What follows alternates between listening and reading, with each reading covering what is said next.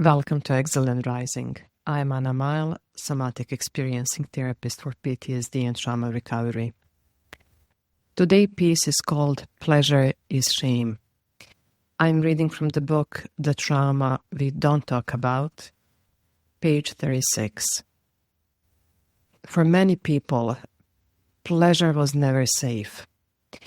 It was punished, it was humiliated, or taken away. When we feel guilty for wanting joy, it isn't because something is wrong with us. It is because our bodies were taught that feeling good, feeling joyful, means danger, means disloyalty. In this episode, we will explore how trauma robs from you your relationship with pleasure, with joy, and how safety, community, and self-permission can begin to bring it back where it belongs, inside of your body. So let's begin. Pleasure is shame. Feeling ashamed and guilty because of pleasure is a trauma response. Abusers humiliate their victims for experiencing even the slightest pleasure. Using their power over their victim, they instill shame for wanting to feel good, to feel human. The moment shame shows up, guilt follows. As thick as molasses, the guilt and shame drips over the body, and body is left humiliated, believing it can never wash it away. In turn, you stop seeking things that make you feel good and joyful, or perhaps you fall in a toxic pattern of pursuing pleasure only to punish and shame yourself after, just like your abuser did. Survival guilt is another reason people will not allow to experience pleasure. Oppression creates a layered trauma which prevents you from feeling happy.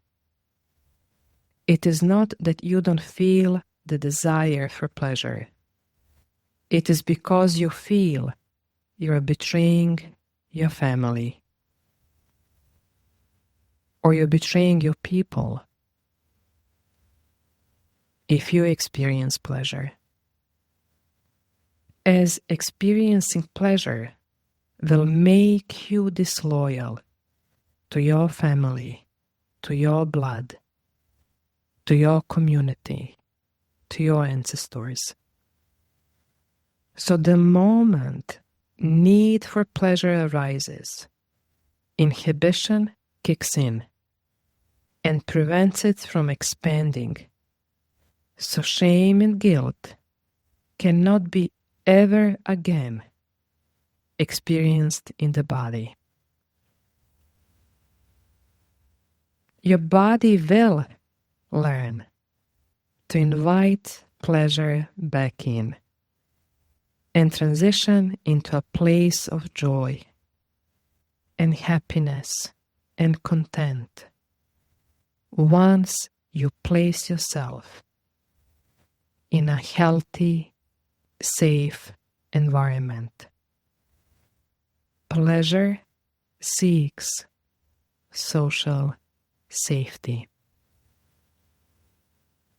If survival guilt is preventing you from feeling pleasure, you will need to learn loyalty to deprivation is not making you loyal to your people, but disloyal to your life. So let's just take a moment here. let this land. And we will go into deep analysis of this piece.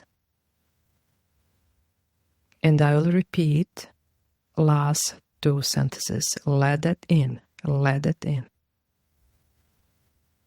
If survival guilt is preventing you from feeling pleasure, you will need to learn loyalty to deprivation is not making you loyal to your people, to your family, but disloyal to your own life.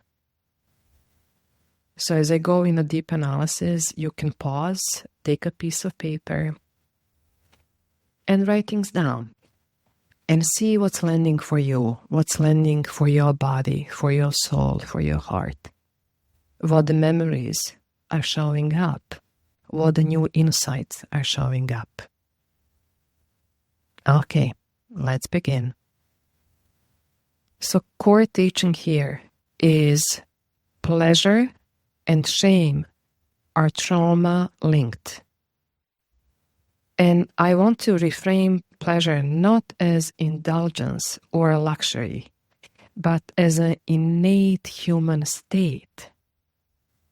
One that trauma disrupts. An innate human state. And as innate state, we are born to feel joyful. Not all the time, but to feel the joy, to feel the pleasure, to feel playfulness. It's a part of our prefrontal cortex, right? If you're looking at animals, dogs, cats, they know by default, all animals, how to go in this playful state where they do feel pleasure. But only humans punished state of the pleasure. So it's trauma linked. And many people associate pleasure with danger, humiliation, or betrayal because it was used against you or forbidden by those in power.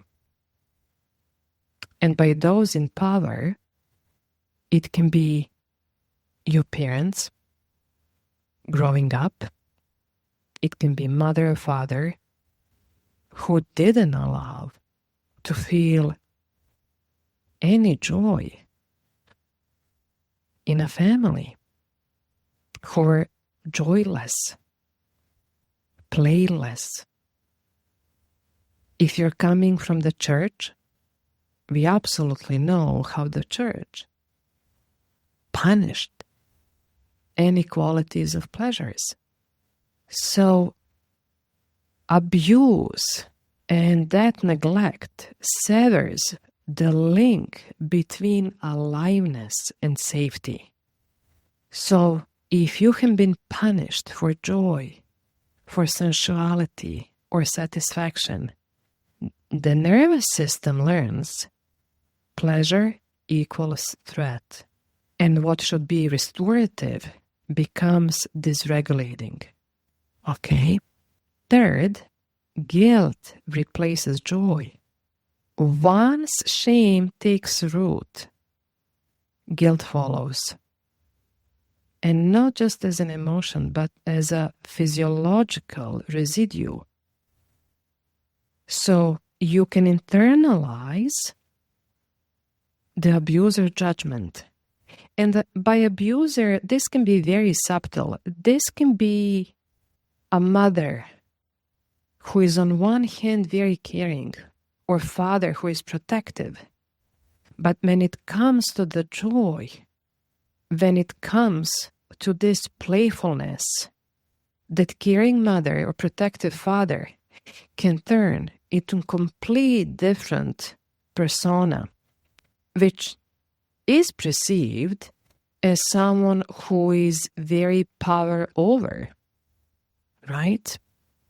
So you can absolutely internalize someone's judgment, carrying it like molasses over the body, believing you can never be clean, good, or worthy again. So let's move to somatic and psychological lens. First, pleasure as a body-based function. Pleasure is not abstract. It's neurochemical, right? We have dopamines, we have oxytocin, we have endorphins. And it's happening inside of your body. That's your right to feel. It's happening. It's happening in your body, right? And when trauma teaches the body that pleasure is unsafe, it's not clean, it's not good, these pathways constrict. And body literally stops producing or even tolerating sensation of joy, of content.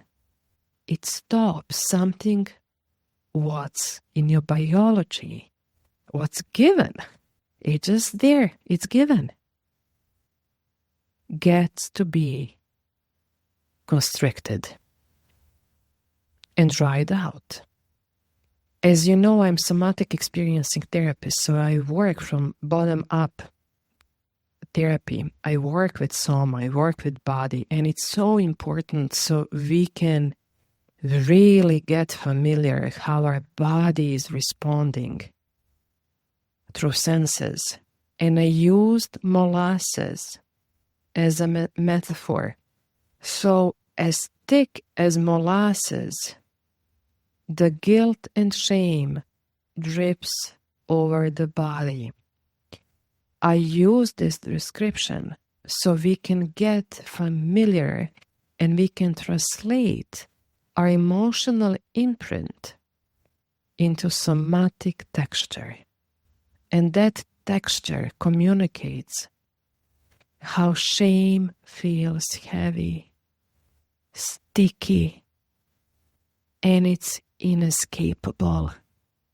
As you know, molasses sticks, and it's not easy to wash that out. These are the soma qualities of feeling the shame. And shame is very sticky and belongs on our skin. So where we feel shame first, it's on our skin. Many people who feel embarrassed, first impulse would be they would shake their body or just move their body very quickly to get rid of that from the skin. One tip you can absolutely do when you feel in a moment, embarrassed, or if you feel that quality of shame starts over your body. Very quick movement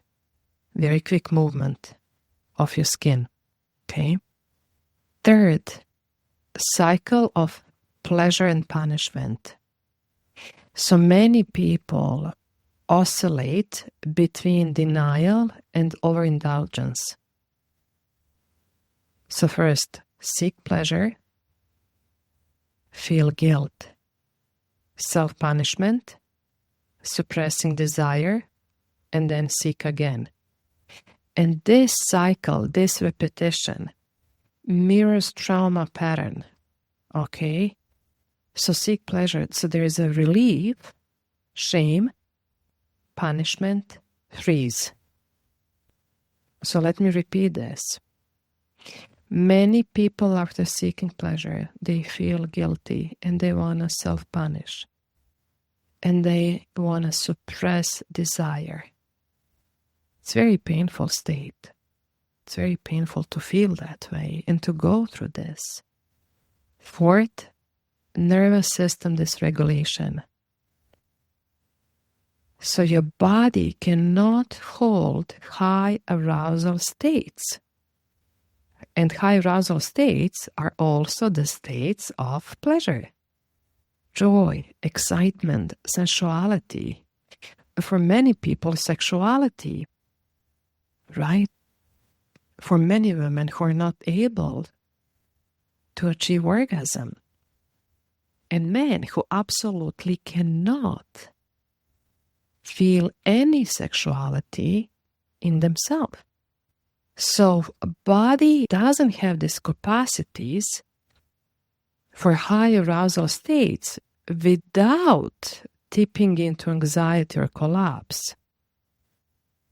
So in a healing process, this capacity for pleasure must be rebuilt slowly in titrate doses of safety. Because if we open this pathways of experiencing pleasure, it can be too much too sudden. Okay? And what will follow is anxiety, right? Or shutdown.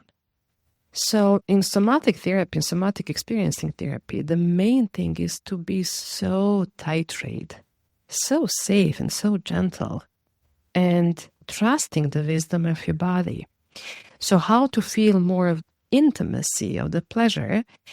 I do run a program. Please check the links below. You can sign up. You can get this program. It's called Learning the Joy and Intimacy.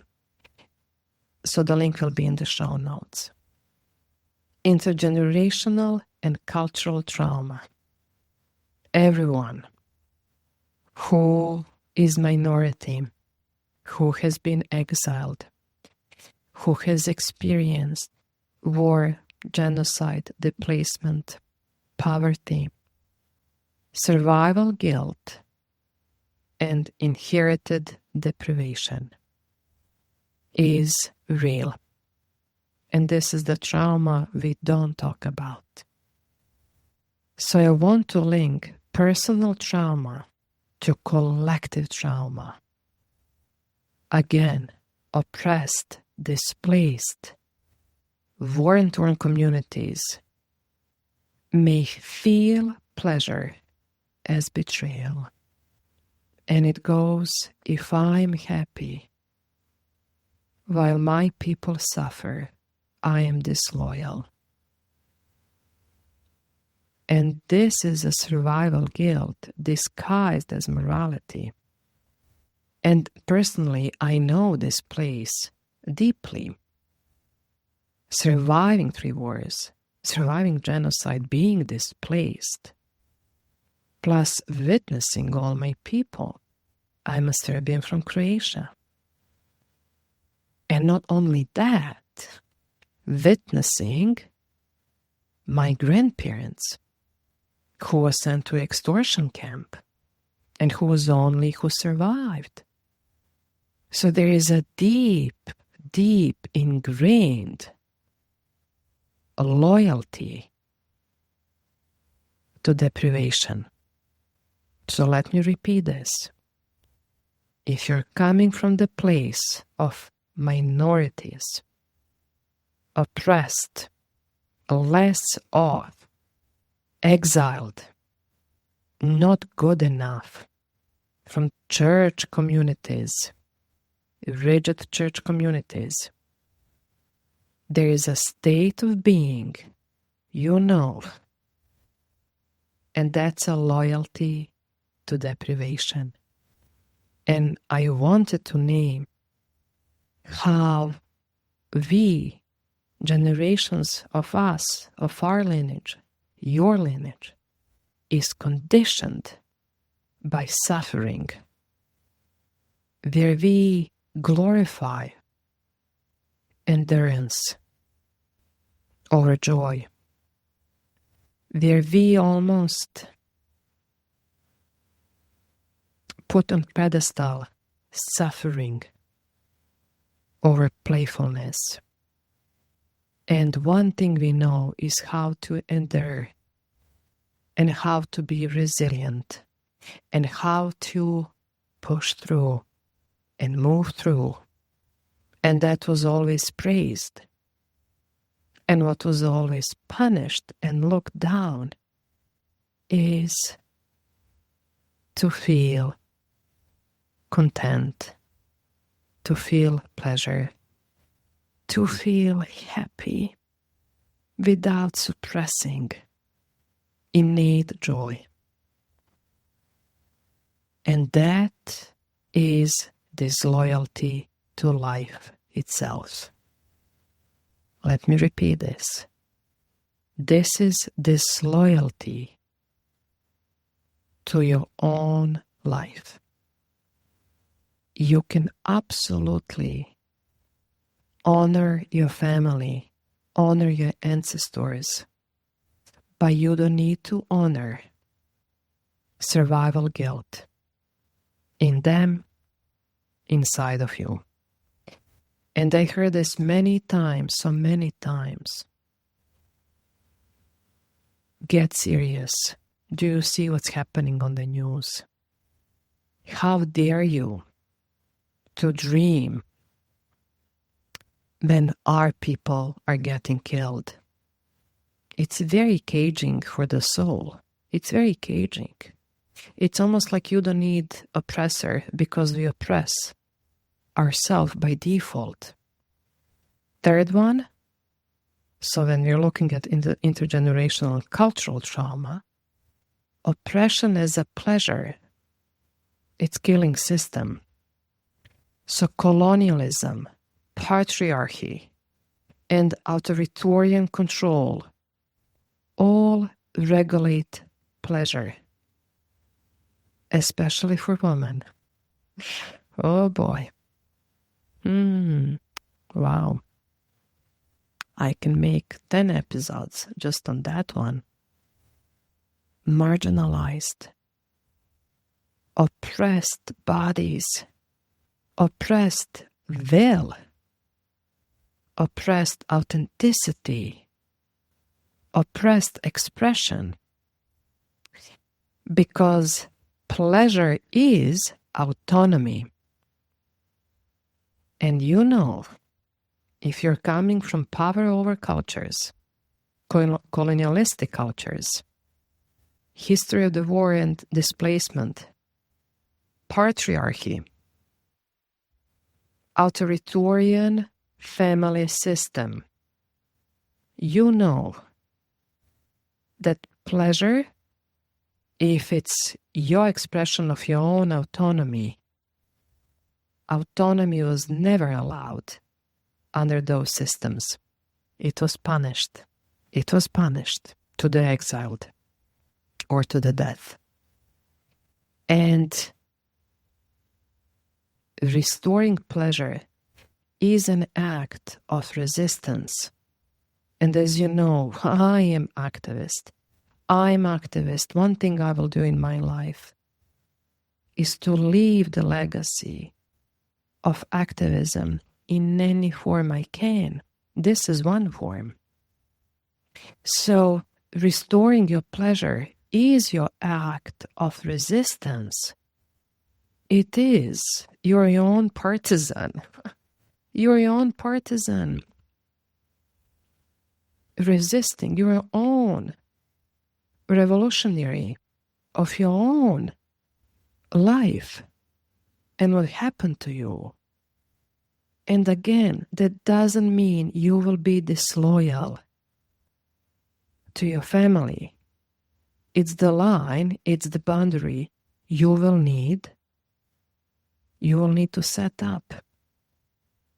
And your father, your mother, your family members, they can live in their suppressed joy, but that's their trauma healing and their journey. It's not yours.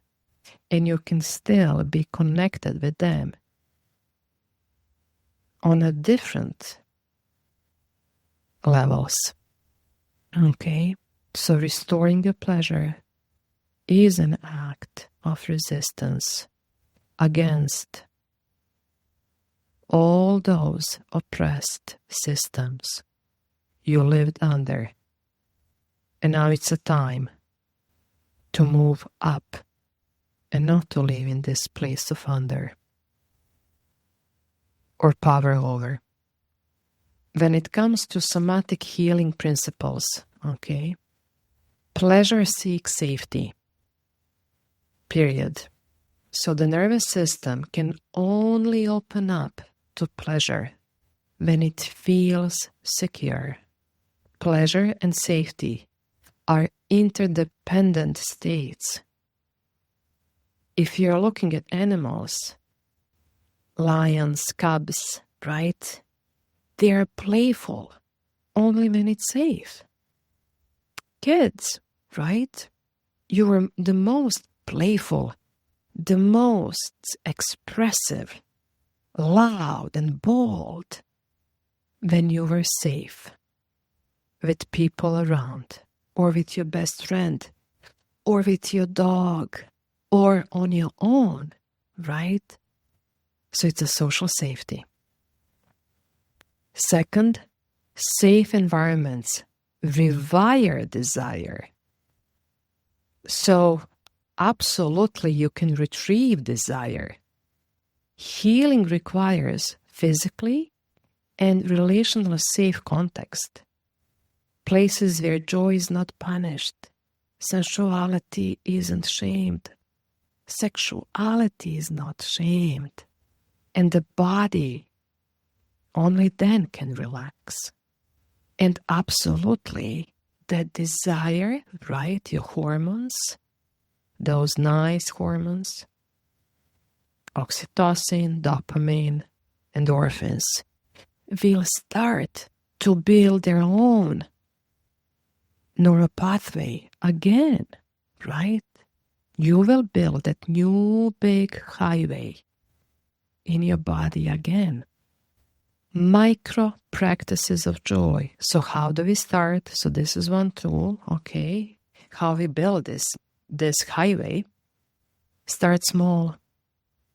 Start small with your soma. That's why somatic therapy is so important. We can talk, right? But talk therapy will not work on resolving your deep trauma states. It can be so simple as feeling a sun on your skin, savoring food, listening music, looking at the plants, hugging your dog, movement of dance, glass of cold lemonade.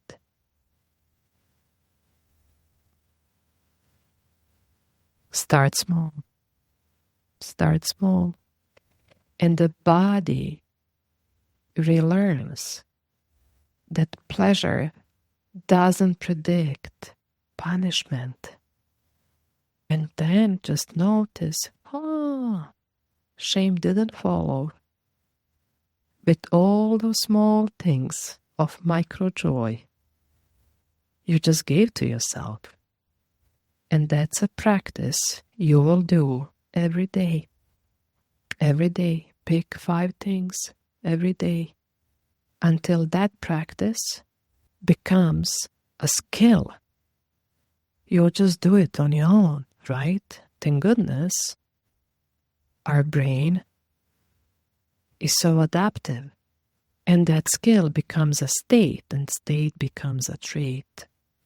It's the way of living. Okay? 4th would be reframe loyalty. Feeling good does not betray your lineage. Let me repeat this. Feeling good does not betray your lineage.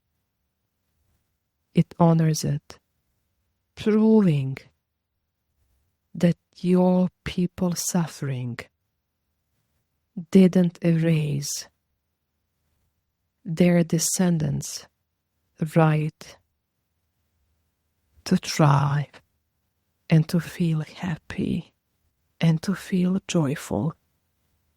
You and your descendants have a right. It's innate, embodied state to feel this way. And one thing you can do for your descendants to rewrite the story is to start in making a space and time to get back your right to feel joyful, content, playful, creative. Let's cover political dimensions here. Pleasure as resistance, as I said, for trauma survivors and oppressed peoples. Reclaiming pleasure is a political act. It is. It says, I choose life despite what tried to erase me. I choose life despite what tried to erase me. And feel that. Feel that. That's resistance. That's your life force. Don't dismiss that. Don't dismiss that. Healing is political act. Second, a look at the shame as control mechanism, whether from abusers, parents who didn't know better, institutions, systems. Shame is governance tool. Oh, it's such a powerful tool. It keeps bodies obedient. It keeps you very obedient and very small.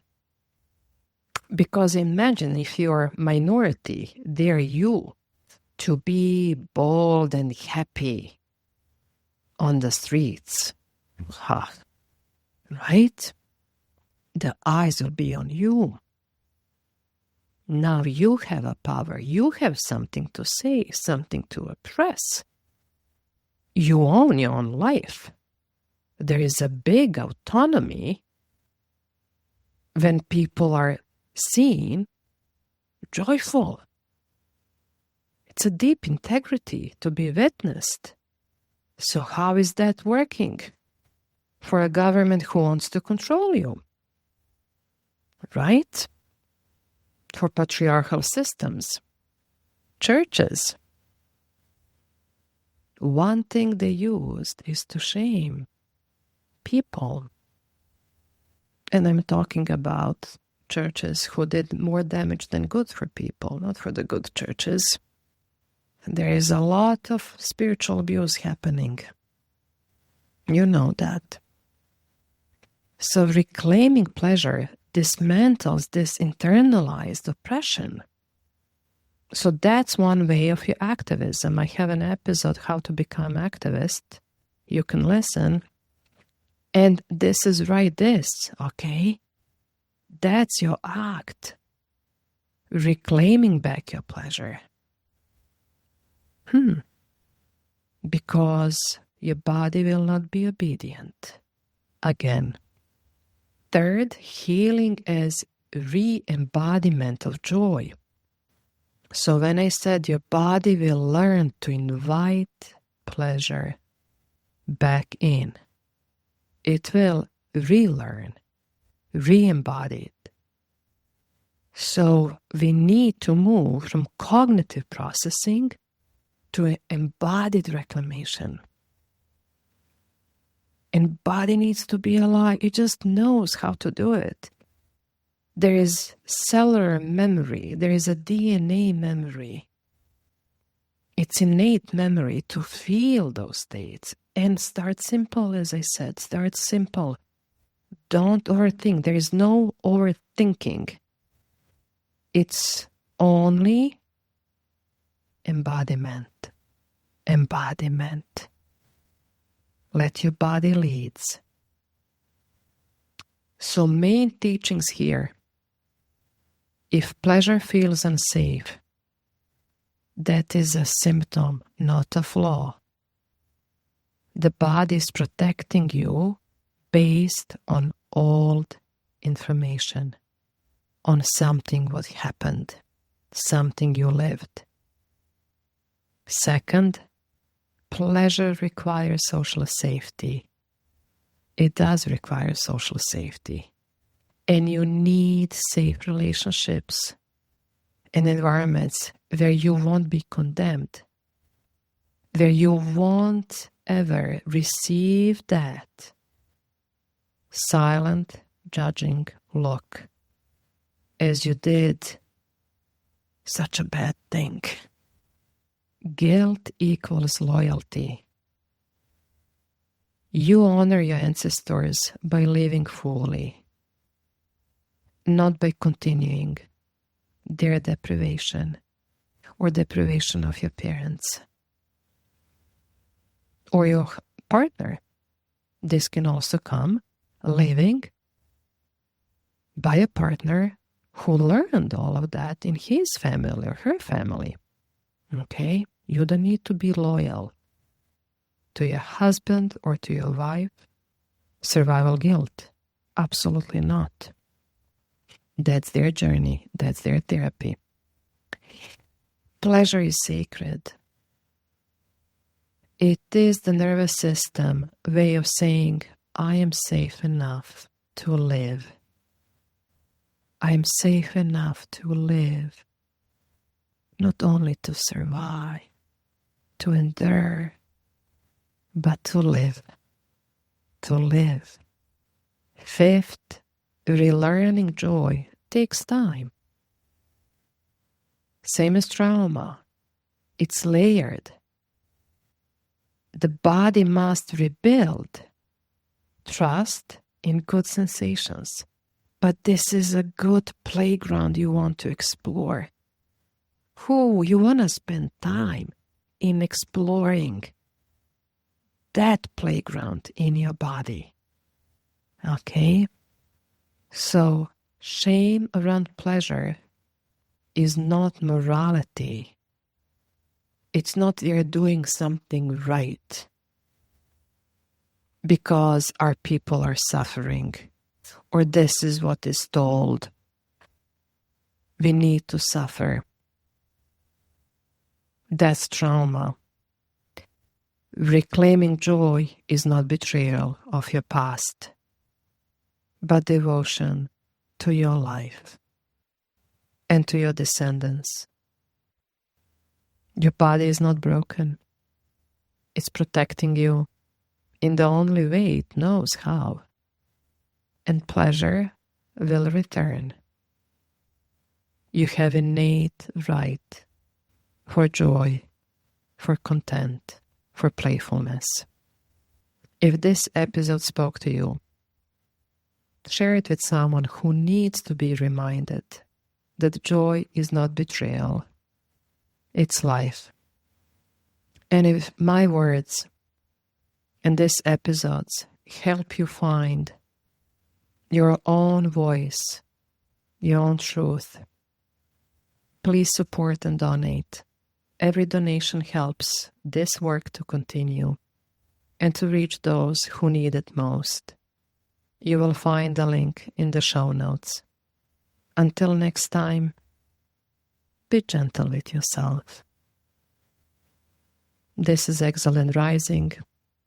I am Anna Mael, founder of Somatic Trauma Recovery Center here in Toronto, Canada.